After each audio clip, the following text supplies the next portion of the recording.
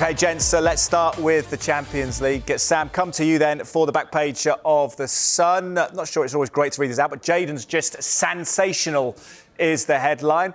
How good was he?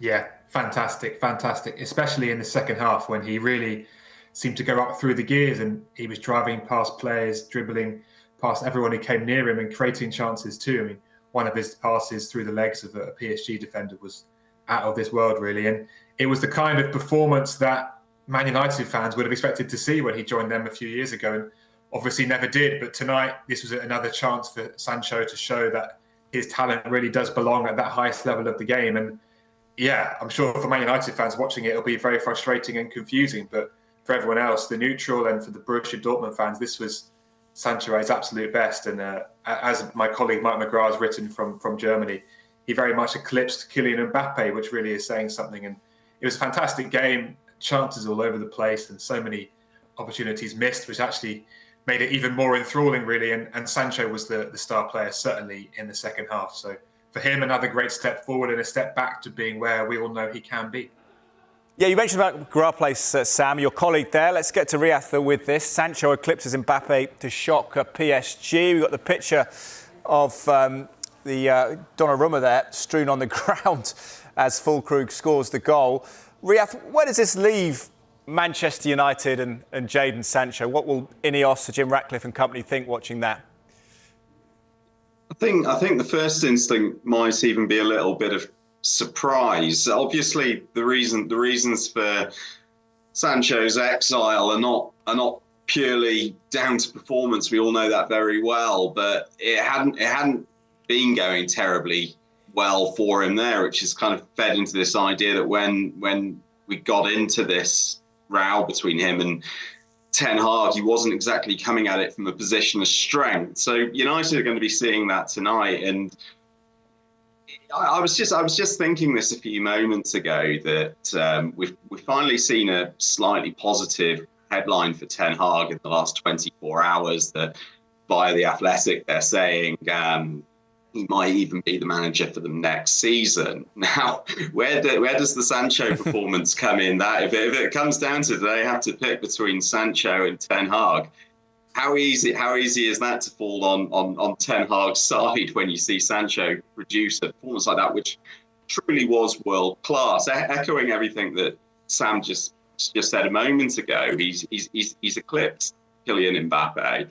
He's destroyed Mendes all evening. I think I saw something about 12 successful dribbles through the match, a Champions League record for the past eight years or so.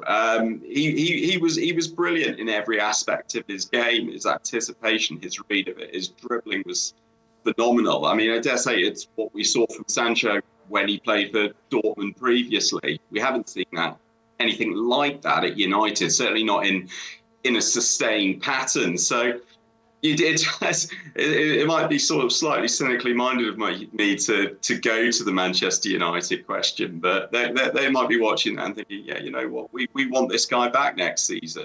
This guy's an asset. He's not someone you sell on the cheap. He's not someone you push out the door. If he's got that in his locker, and I think most of us have forgotten that he had, that's a guy you want in the squad. Yeah, amazing.